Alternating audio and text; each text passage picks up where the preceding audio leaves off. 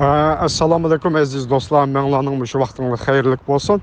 Mən degan bu hörmətli Aztekin akımızın ki, şu 20-ci əsr tariximizdə ötən gayet mühim tarixi şəxslərinin biri bolğan bu məşhur Ruziyev, yəni Mansur Əpəndi haqqında sözləb qaldığan avazını, xatırısını anlagan idim. Amma mənim bəzi suallara cavab verişimdə dəptikən, amma mən degan xizmət səbəbi bilan cevap veriş imkaniyeti bulmadı. Hazır bana işten düşüp öyle qaytqaş yol üstüde şu meşhur Ruziyev hakkında sorulgan sualga bir cevap bəgim geldi. Meşhur Ruziyev özü kim degende bu 1901-2 aralığı doğulgan adam bu. Meşhur Ruziyev hem de vatanda Şarkı Türkistan'da 30. yıllarda 34. yıldan başlap bu kişi Mansur Əpəndi 34, 35, 36, 37. Asaslı 35. yılı geldi bu adam. 35. yılının ki şu 3. 4. aylarda 5. aylarda etrafında vatanga kelgan kelip Ürümçide bu aldı bilen şu vaxtdaki yeni kurulgan Uygur Medeni Akartış uyuşması da mavun başlık namıda işledi. Ama bak kısa vakitten keyin bu adam Şıngısısay hükümet tarafından Hoca Niyaz Hacimova şu vaxtdaki Şıngısısay bilen birleşken birleşme hükümet deyimiz hem de şu vaxtdaki ülkelik birleşme hükümetinin ki mavun reis salayetidik Hoca Niyaz Hacimova baş məsləhətçilik təyinləndi. Şunun yeni turuş jarayonida bu kişi köp işlerini kıldı. Şu vaxtdaki Şinjan geziti, Şinjan Uygur geziti deyildi. Hem de Uygurca gezitinin ki baş muharrirligini, javobgarligini kıldı. Ondan keyin Cahangirlikka karşı uyuşma degen Sovet İttifaqı akıp turup Şıngısısayga qurg'izgan çoğ teşkilat. Şunun ki muavinlik vazifelerini atqurdi. Umumen bu kişi takimiş 35. yıldan tatip 37. yılgacha Şıngısısay hükümetinin ki Şarkı Türkistan'ı idare qilish jarayonida Sovet İttifaqı Şıngısısayga yordamga degan nomda evatgan neç turkumdagi maslahatchilar, texnik xodimlar, harbiy qo'mondonlar, harbiy instruktorlar va boshqalarning qatoridagi muhim bir siyosiy arbob hisoblanadi. Şu vaqtning o'zida hamda Sovet İttifaqı Stalin hükümeti siyasi bürosu ve shuningdek Sovet İttifaqıning davlat ichki ishlar komissariyati, yani NKVD organ deymiz. 36. yılgacha OGPU davlat birleşme siyasi qo'g'dash idorasi deb ataldi. Keyin NKVD bo'ldi. Şu organninki tasdig'i bilan ilgari keyin 25dan 30gacha bo'lgan siyosiy odamlar evatilgan. Bular hammasi şu vaqtdagi Rossiya Sovet Bolsheviklar partiyasininki a'zolari, bir qismlari şu vaqtdagi NKVD organininki xodimlari bo'lib, bularning ichida 10 dak Uyg'ur bor.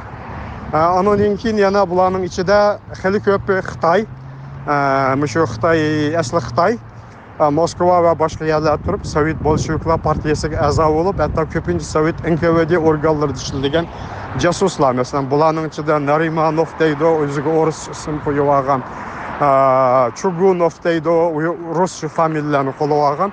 Bularning hammasiniki Xitoycha o'zining asli original ismi bor.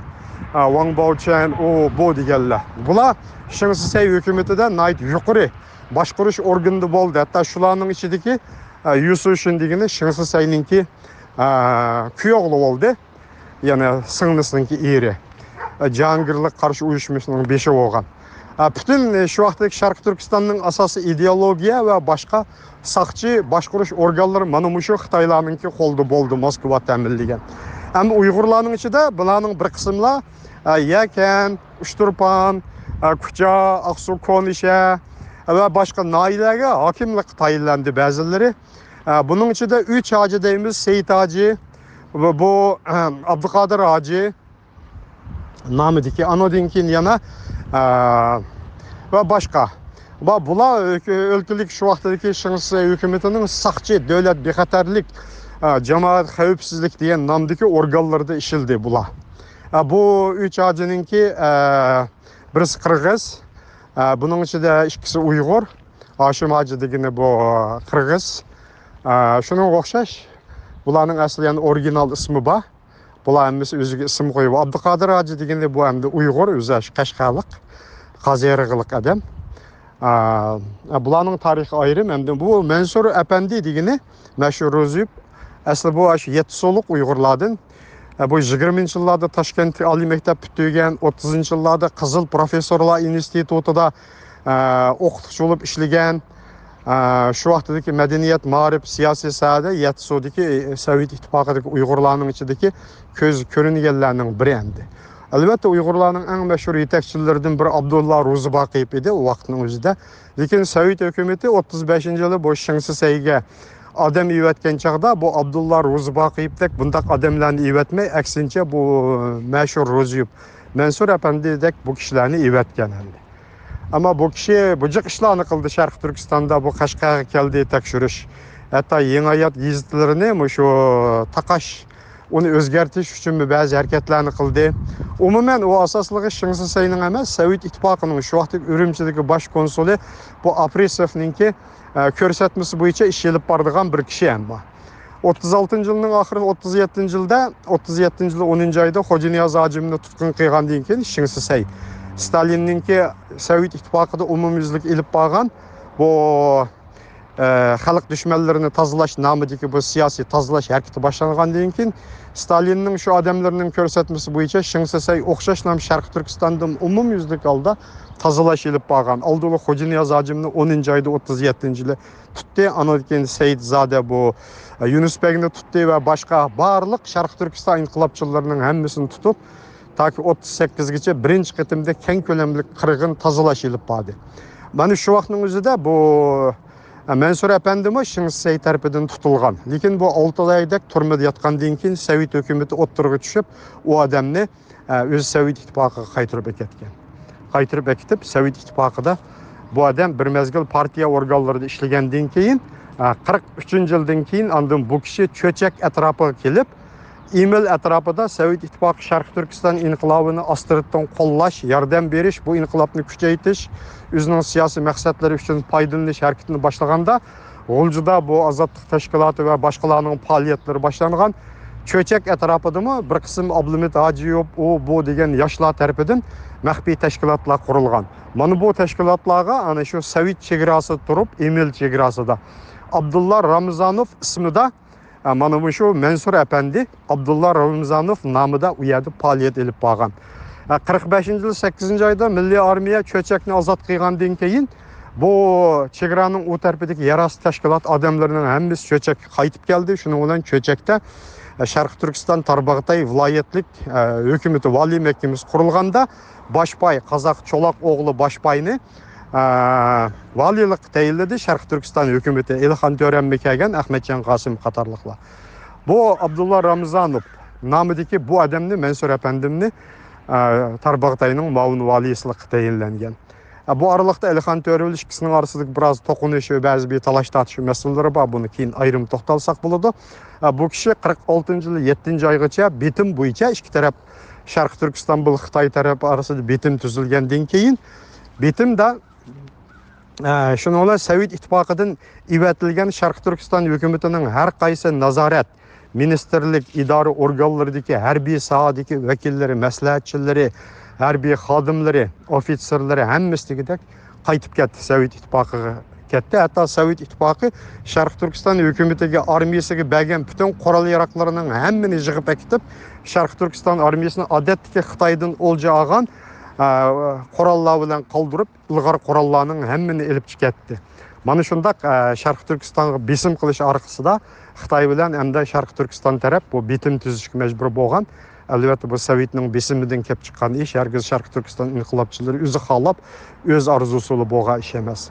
Mana shu vaqtda Sovet ittifoqidan har qaysi nazoratlarga, ministerlikka, maslahatchilikka kelgan arboblarning hammasi, bu Uyg'ur, O'zbek, Qozoq, Tatar, Rus hammasi bor, har bir millatdan.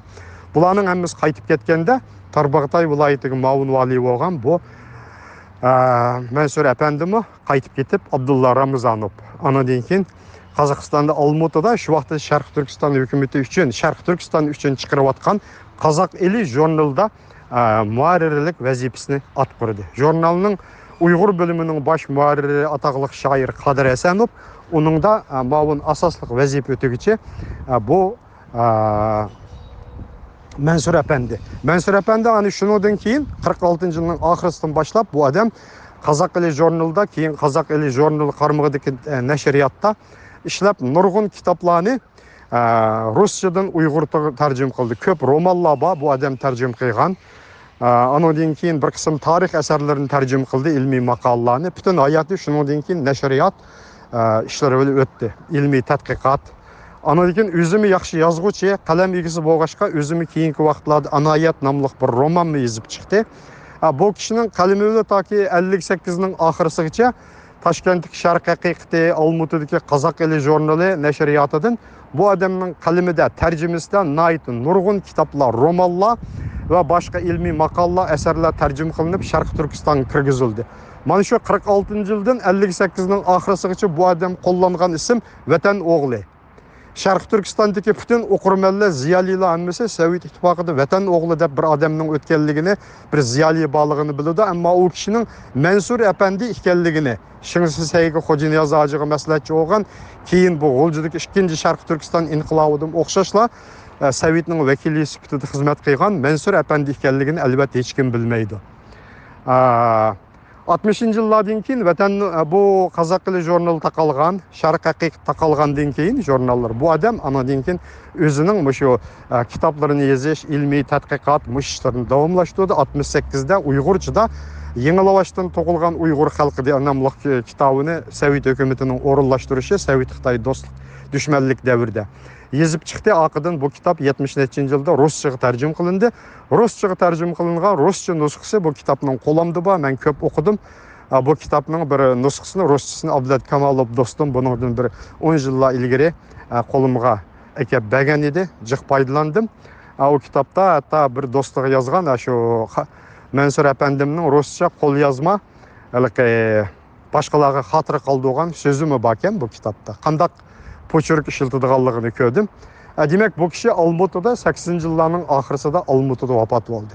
Bu kishi hamda Sovet Uyg'urlaridan chiqqan katta 30-yillardagi tunji ziyolilardan yetishgan Uyg'ur ziyolilarining biri. Bu adamning ham matbuot, shu madaniyat, axborot sohasida qilgan ishi zo'r Uyg'urlarning ishlarida. Ammo bu adam Sovet hukumatining 30-yillardagi va 40-yillardagi ikki qatimliq siyosiy vazifalarini atqurgan bir odam endi. O adamga baho berishda mana o nuqtadan baho berish kerak. Sovetning maxfiy organlari uchun vazifa atqurgan. Ikkinchisi o madaniyat, ma'rif va jihatlarda Uyg'urlar uchun ko'p xizmatlarni qilgan, ko'p ishlagan, Uyg'ur tarix madaniyati haqida ko'p asarlarni yozgan, ko'p romanlarni tarjima qilib Sharq Turkistonga kirgizgan. Sharq Turkistondagi yosh avlod shoiri, yozuvchilarning 50-yillardagi Sharq haqiqati va Qozoq elidan chiqqan ana shu kitoblarni o'qishida, madaniyat sahosining o'sishida, adabiyot san'at sohasining taraqqiy qilishida ana shu asarlarning o'ynagan roli cho'ng bo'lsa, buningda mana mush odamning o'ynagan roli bor.